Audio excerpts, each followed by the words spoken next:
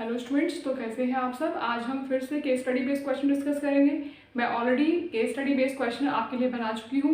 और आपने अब तक वो क्वेश्चन नहीं देखे हैं तो प्लेलिस्ट में जाकर एक बार चेक कर सकते हैं। ठीक है, तो आज के इस क्वेश्चन में क्या पूछ रहे हैं आपसे कि एक लाइट हाउस है मुंबई में जिसकी हाइट जो है वो आपको दे रखी है 40 metre.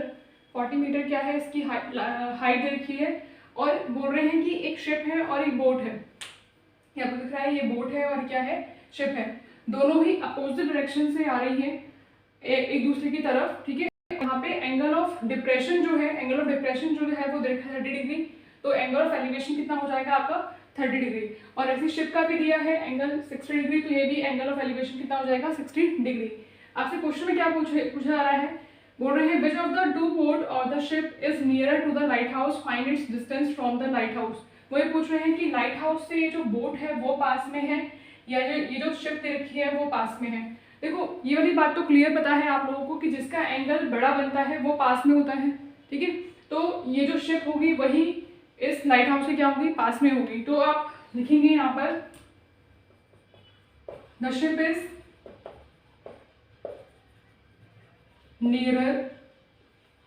nearer to the boat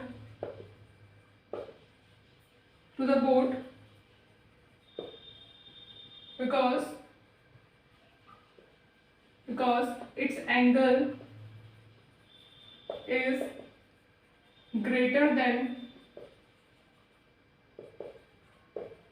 the angle of boat।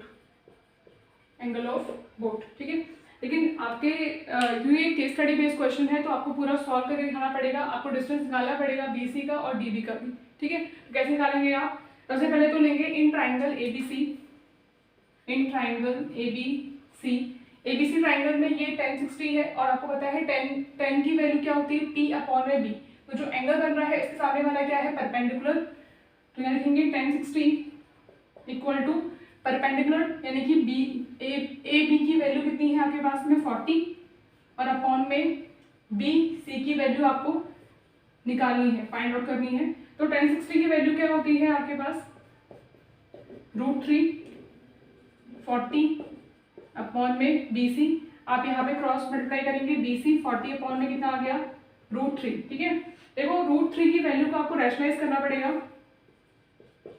तो क्या आएगा आपके पास 40 √3 और √3 अपॉन में √3। तो कितना आएगा आपके पास वैल्यू BC की 40 √3 अपॉन में 3 मीटर। देखो आप इतना भी आंसर छोड़ सकते हैं, लेकिन कभी कभार क्या होता है ना कि वैल्यू आपके एग्जाम में दे देते हैं वो लोग कि √3 की वैल्यू जो है वो आपके पास 1.73 है ना, निकालिए वैल्यूज की। तो इस केस में आपको निकालना पड़ेगा, इस वैल्यू को पूरा सॉल्व करना पड़ेगा। ठीक है, और आपको ये भी पता होना चाहिए, नहीं भी देखें तो भी आपको पता होना चाहिए कि रूट में वैल्यू कैसे निकालते हैं। तो मैं ये भी डिस्कस कर रही थी कि रूट में वैल्यू निकालते कैसे हैं। देखो ध्यान समझेंगे, सबसे पहले ऐसे लिखेंगे 3 इस साइड में। ठीक है, जो नंबर यहाँ लिखेंगे वही नंबर यहाँ पे लिखेंगे। 1 1 1, 3 में से 1 माइनस करेंगे, कितना आएगा आपके पास में 2। ठीक है, अब यहाँ पे 1 लिखा है तो 1 का डबल कितना होता है 2। ठीक है, अब क्योंकि यहाँ पे हम क्या करेंगे, पॉइंट लाएंगे। अब यहाँ से पॉइंट में सिर्फ एक 0 नहीं लेना है आपको, नीचे आपको 2 0 उतारने हैं। ठीक है, अब जो नंबर यहाँ लिखेंगे वही नंबर यहाँ पे आएगा। मुझे पता है इसकी वैल्यू 1.73 है, तो मैं बिना टाइम वेस्ट किए 27 यहाँ पे 7 लिखूंगी। इधर भी मैंने 7 लिखा है और यहाँ पे भी मैंने 7 लिखा है। ठीक है, 27 को 7 से मल्टीप्लाई करेंगे, 7 7 जा 49 होता है, 7 2 जा 14, 15 16 17 और 18, 189 हो गया आपके पास। ठीक है, तो 189 माइनस कर देंगे, कितना आएगा 2, 9 में से 8 गया, 1 बचा। ठीक है, अब देखो बहुत ध्यान समझेंगे, यहाँ पे 27 लिखा है ना, आप पहले यहाँ 27 लिखेंगे। इस पूरे नंबर का डबल नहीं करना है, बहुत ध्यान से समझेंगे ये बात। इस पूरे नंबर का डबल नहीं करना है, सिर्फ जो यूनिट प्लेस पे लिखा है इसका डबल करेंगे हम। ठीक है, तो 7 और 7 होता है 14, 2 में 1 प्लस करेंगे, कितना आएगा 34। ठीक है, और आप यहाँ देंगे 34। ऑलराइट, उसके बाद में इस पॉइंट से हम एक और मतलब 2 0 यहाँ पे और उतार लेंगे। अब जो नंबर यहाँ डालना है वही नंबर यहाँ डालेंगे।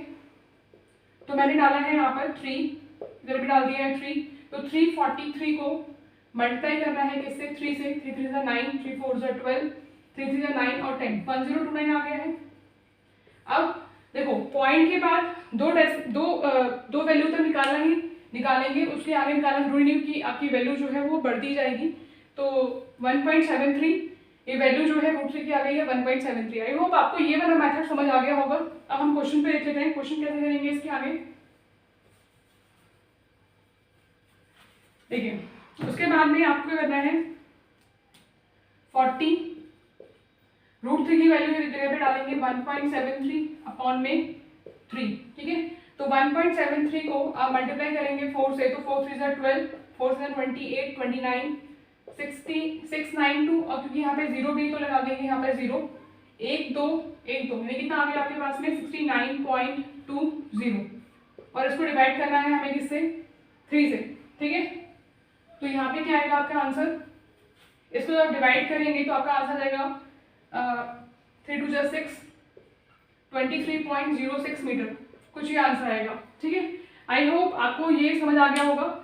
अभी मैं रफ करके आपको ये इस वाले ट्राइंगल का बताती हूँ। इस वाले ट्राइंगल में ये जो डीबी की वैल्यू है वो कैसे आएगी, एक बार आप फटाफट से स्क्रीनशॉट ले लेंगे।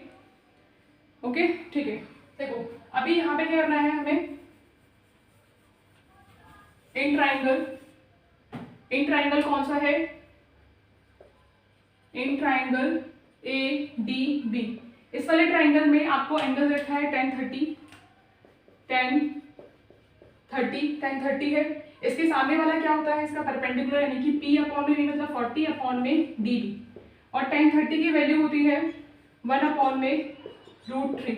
देखो बच्चों सबसे बड़ी बात क्या है, आपको ये टेबल जो है वो देखिए ट्रिग्नोमेट्री टेबल वो लर्न करनी पड़ेगी। इसके बेस अगर आपको टेबल नहीं पता तो फिर ये शायद एक्सरसाइज आप नहीं कर पाएंगे। तो 10 30 की वैल्यू होती है 1 अपॉन में √3, 40 अपॉन में DB, तो क्रॉस मल्टीप्लाई करेंगे तो DB इधर चला जाएगा और 40 इधर इससे मल्टीप्लाई हो जाएगा, तो क्या आएगा यहाँ पर 40√3। आपको पता है √3 की वैल्यू अभी हमने सीखा है कैसे निकालते हैं, 1.73 वैल्यू करके निकालेंगे, √3 की वैल्यू 1.73 डाल देंगे यहाँ पर, DB इक्वल टू 40 इंटू में 1.73। जब इसको मल्टीप्लाई करेंगे तो कितना आंसर आएगा 1.73, 28, 29, 4 3 12, 4 7 28, 29, 1.73, 4 3 12, 4 7 28, 29, ये आ गया आपका 66.92 है ना, 6.92। लेकिन यहाँ पे 0 भी है तो 0 लगाएंगे और ये पॉइंट आएगा 2 के पहले, कितना आएगा आपके पास में आंसर 69.20, ठीक है मीटर। क्लियर। तो आपका जो प्रीवियस वाला 1060 का हमने निकाला था उसमें वैल्यू आ रही थी आपकी 1060 की वैल्यू मतलब DB क्या कहा था हमने, BC ना, BC। तो BC की वैल्यू जो है वो आपकी आ रही थी 23.06 मीटर और यहाँ पर DB की वैल्यू आ रही है 69.20 मीटर। तो आपको क्लियरली पता चल गया है जो शिप है वो लाइट हाउस के क्या है, पास में है। आई होप आपको फर्स्ट पार्ट समझ आ गया होगा। अब हम सेकंड पार्ट कर लेते हैं। देखो सेकंड वाले पार्ट में आपसे क्या पूछा जा रहा है,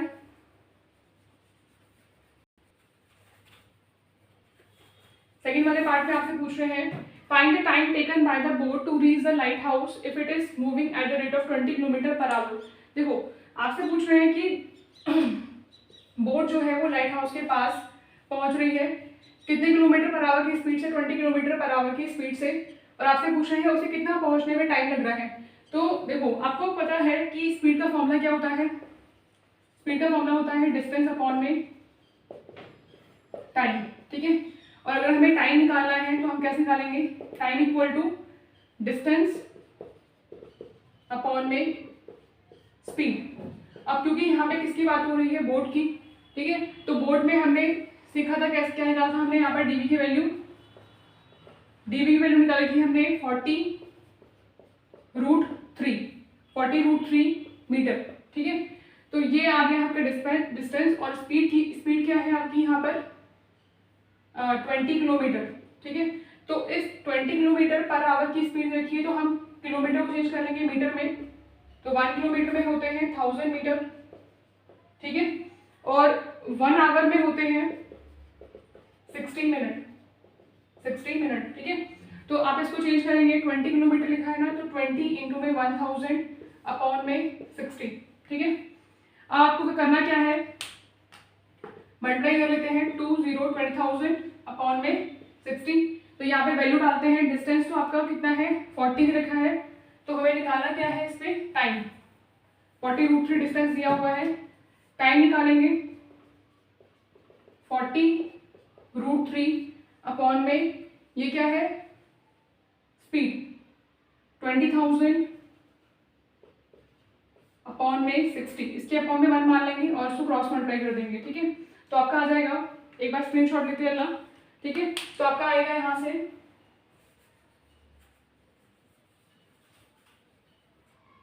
आपका आ जाएगा 40√3 इंटू में 60 और अपॉन में आपका है 20,000। ठीक है, तो कैसे करेंगे, एक जीरो से एक जीरो कैंसिल, इस जीरो से ये जीरो कैंसिल हो गई है, 4 5 सा होता है 20।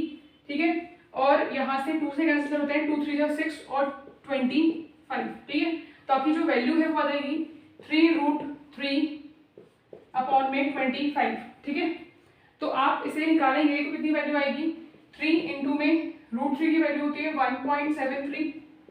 ठीक है, और 25 1.73 को मल्टीप्लाई करेंगे किससे 3 से, तो 3 से 9, 3 से 21, 4 5 यानी 5.19 अपॉन में 25।